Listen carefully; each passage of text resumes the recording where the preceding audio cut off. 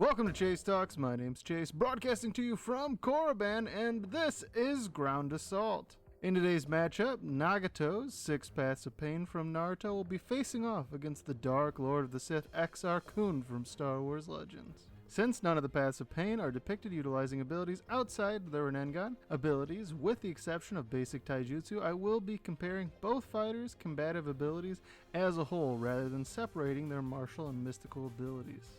I will be including each fighter's endurance alongside their combative abilities as well, just to make things a bit more streamlined for this specific battle. For this ground assault, I will be analyzing the Paths of Pain as they appeared during their assault on Konoha in Naruto Shippuden, primarily utilizing the manga, and Exar Kun as he appeared in his physical form before performing a Sith dark side ritual to turn himself into a Force spirit within Star Wars Legends. Now let's hop right into the battle, starting with Exar Kun's combative abilities. At the time of his physical death, Exar Kun was a human male in his physical prime. As the Dark Lord of the Sith, he wore a suit of dark armor, which boasted a resistance to lightsaber blades. As a Jedi Knight, he trained under the Jedi Master Vodosiask Boss. Under Boss, Kun was trained in the 6th form of lightsaber combat, Naiman. Naiman, also referred to as the Moderation form or Diplomat's form, was created as a hybrid style, incorporating elements from forms 1 through 4, and was designed to be a jack-of-all-trades form, with a broad emphasis and little need for continuous practice. To compensate for its relaxed blade work, Naiman encourages the integration of force-based techniques into its lightsaber sequences. Noted by Boss as his greatest student, Exar Kun was the embodiment of Naiman taken to its nth degree. In accordance with the teachings of Naiman, Exar Kun would have been a master of incorporating force-based techniques into his lightsaber sequences, despite never being depicted utilizing this skill. Kun was also a master of utilizing non-traditional techniques and weapons, as well as incorporating strong kicks and punches into his lightsaber sequences. His non-traditional expertise includes the use of Jarkai dual-blade fencing. After becoming a Sith Lord, Kun customized his personal lightsaber to incorporate the use of a second lightsaber blade, functioning as a one-handed saber staff. Exar Kun utilized both his mastery of Jarkai and his customized saber staff to defeat his Jedi Master, who was also a renowned lightsaber duelist, on 2 separate occasions. The first was when he used dual blades to smash through Boss's defense in a high-intensity sparring match as a Jedi. The second was after his fall to the dark side, where he utilized his custom lightsaber to both surprise and overwhelm Boss.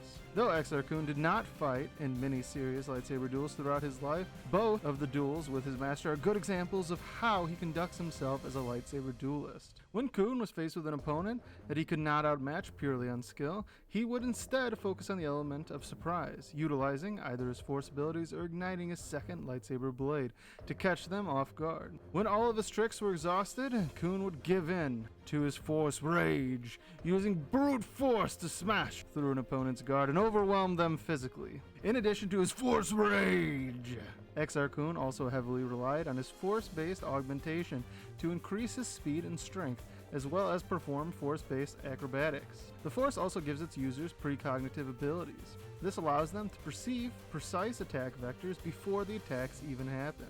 The novel, Thrawn Alliances, gives us a very good depiction of this ability. When Darth Vader and Thrawn travel to the cantina within Black Spire, they were attacked by a group of 10 Dashari warriors. Before the Dashari even have a chance to fire their blasters, Vader is able to precisely perceive the exact destination of every incoming blaster ball. This precognition, combined with force-based augmentation, gives force wielders inhuman reflexes and response time. As the Dark Lord of the Sith, both force-based augmentation and precognition are abilities that Exar Kun had mastered. Kun being specifically noted for his exceptional precognitive abilities. While offensively, Exar Kun was able to utilize powerful force pushes and pulls, which he could use to throw his enemies with lethal force or bring them to him. He primarily chose to focus his studies as a Sith in Sith magic and Sith alchemy, quickly mastering both. From this mastery, he was capable of spells which could dominate the mind and conjure illusions so strong that they could cause a target physical harm, the latter of which he was capable capable of performing while in combat. He was also noted to have mastered the power of Force Lightning, however he was never depicted utilizing this ability. Kun was also credited by the Knights of the Old Republic campaign guide as having been able to utilize the power of Force Wound. Force Wound granted its user the ability to crush an opponent's internal organs with telekinetic force. This is most likely the ability Kun used to both bypass the force barriers of and kill the legendary Jedi Master Odan. Kun is also credited with the use of Force Stun, which he used to keep the entire Republic Senate frozen, forcing them to listen as he dominated the mind of the Supreme Chancellor and then witness his final duel with his former master. In addition, he was also able to use his mind domination to rip knowledge from the minds of unwilling victims. He was even able to utilize this ability to learn unknown languages. Aside from his personal force abilities, Kun also wielded the power of the Sith amulet previously owned by Naga Sadow, which he wore on his left hand and shoulder. This amulet gave him the power to unleash powerful blasts of dark side force energy. These force blasts were capable of knocking an opponent unconscious or disintegrating a large beast depending on the charge. Most notably, Exar Kun was able to unleash the power of the amulet to destroy the force spirit of the late Dark Lord of the Sith, Frieden Nad. This amulet, combined with Kun's Sith sorcery, fed into his jack-of-all-trades combative style. While not a duelist on the level of Mace Windu or force wielder on the level of Darth Sidious, Kun was able to develop his skill set in a way that compensated for his weaknesses, utilizing a wide range of tools and abilities to surprise and overwhelm his opponents. Now we'll move to Pain's combative abilities. As a child, Nagato was trained by legendary Sanin Jiraiya of Konoha. Under Jiraiya's tutelage, Nagato was noted to have quickly mastered the 5 basic element releases as well as Yang release, though he has never been depicted actually utilizing these skills in combat. As a member of the Uzumaki clan, Nagato had an extremely large chakra pool, which made him an ideal successor for Madara Uchiha's Rinnegan. Shinobi of the Naruto universe could utilize their chakra to physically augment their body. This physical augmentation gave ninja immense speed and strength. It was common for someone at the high Jonin level or Kage level to be able to react at the speed of lightning. As someone at the Kage level, Nagato was capable of this feat as well. As he grew older, the pain of war and loss of his best friend would transform him into the leader of the criminal organization known as Akatsuki. And as its leader, he was known as its most powerful member. As the leader of the Akatsuki, Nagato assumed the identity of Pain. However, rather than a single entity, Pain was actually a collection of 6 corpses, which were controlled remotely by Nagato via the Rinnegan. This was known as the 6 Paths technique. As such, he referred to the collective as the 6 Paths of Pain. These paths were known as the Diva, Asura, Human, Animal, Preta, and Naraka. Each path shared a collective field of vision and had the ability to use one of the Rinnegan's abilities. The Diva path was capable of utilizing Shira Tensei and Bansho Tenin. Shira Tensei was the Diva path's ability to create a repulsive force that would throw objects away from him, and Bansho Tenin was its ability to create an attractive force, which he could utilize to draw objects towards him. Notably, Pain was able to utilize his abilities to fly, which is ability no other Rinnegan user in the Naruto universe has displayed. The Diva path was also capable of utilizing Chibaku Tensei. Chibaku Tensei was by far Pain's most powerful ability. This ability allowed him to create a gravity sphere, which would draw everything in the immediate area towards it, until it amassed a giant planetoid, sealing and crushing everything inside. The Asura path was capable of creating machinery and weapons with its body. These weapons included lasers, missiles, blades, saws, and extra arms. The Human path was capable of ripping a soul from a living creature's body. The process of removing the soul from the creature's body would kill them instantly, and in exchange, Pain would gain all the knowledge that person possessed. As such, this ability was used mostly for intel gathering, though it could be utilized as a lethal offensive force. However, as it was shown in Edo Nagato's battle with Naruto, using this ability against a powerful opponent would result in a soul tug of war rather than instant death, making this ability unreliable at best. The Animal path was capable of summoning powerful giant animals.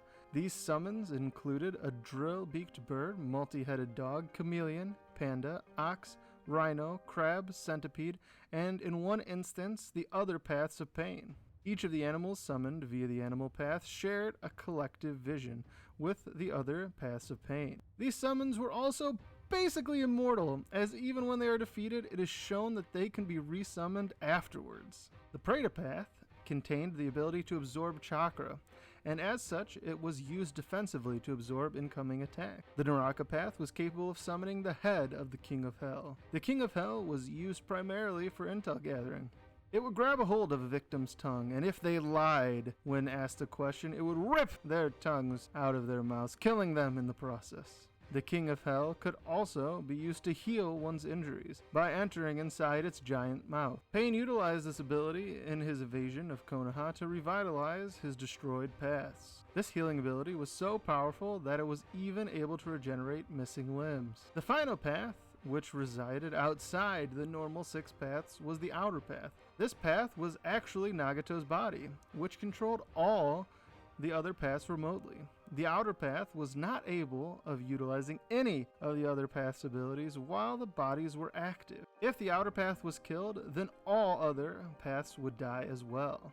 Outside of the death of Nagato, each of the other 6 paths could be destroyed given enough damage. These paths were extremely frail. Prime example of this is when the Genin Konohamaru defeated the Naraka path with a Rasengan. This is a child defeating one of the most powerful villains in the series, or at least part of one of the most powerful villains of the series.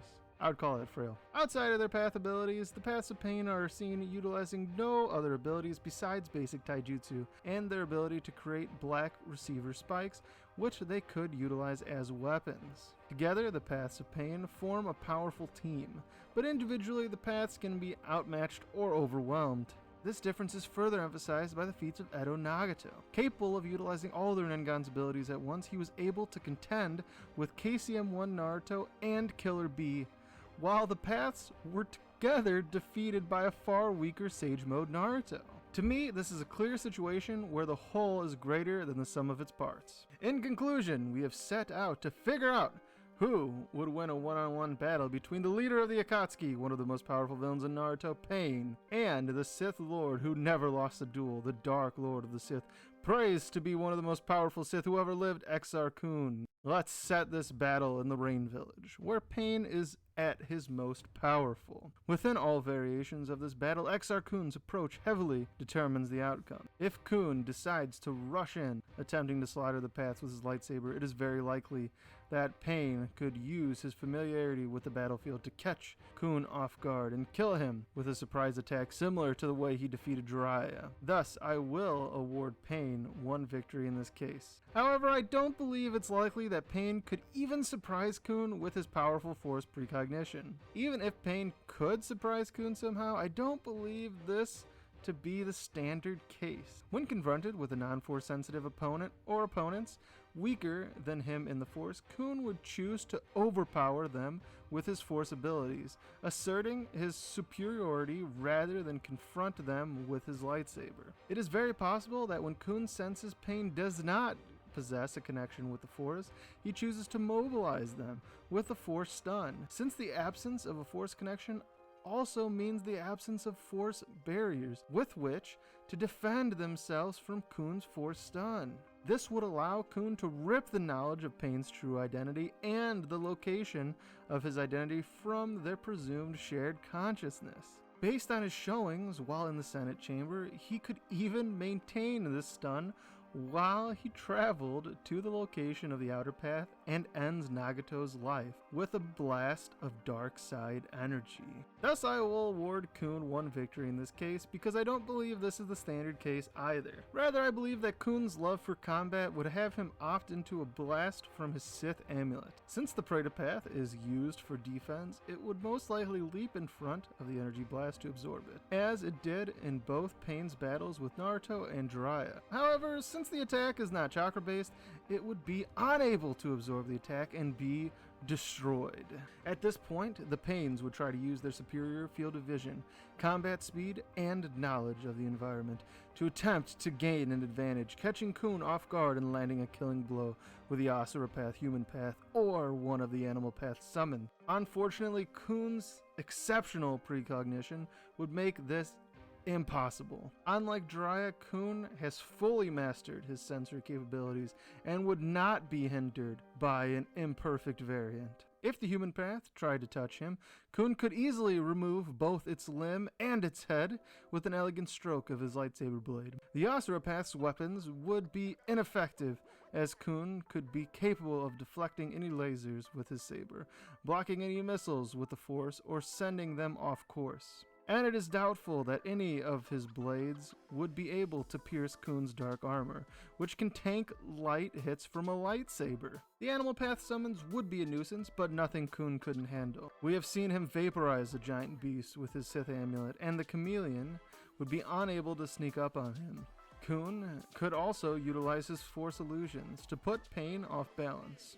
As we have seen, Pain has a weakness to Genjutsu, and there is nothing that would lead me to believe that this weakness would still not be present against Kun's powerful illusions. Despite the various abilities at Pain's disposal, there is nothing that Pain can bring to the table which Kun does not have an answer for. Kun's technical genius and superior fighting style would just be too much for the paths to handle. It would only be a matter of time before he subdued all the paths and ripped Nagato's location from their consciousness. Chibaku Tensei would be useless as well, because Pain would not be willing to use it if they fought within the Rain Village. And if they instead fought on neutral ground, Kun would be faced with a far weaker version of Pain, skewing the results in Kun's favor even further. I have no doubt that even in this case, Kun would sense the danger as the Diva Path gathered the necessary chakra and just destroy it before it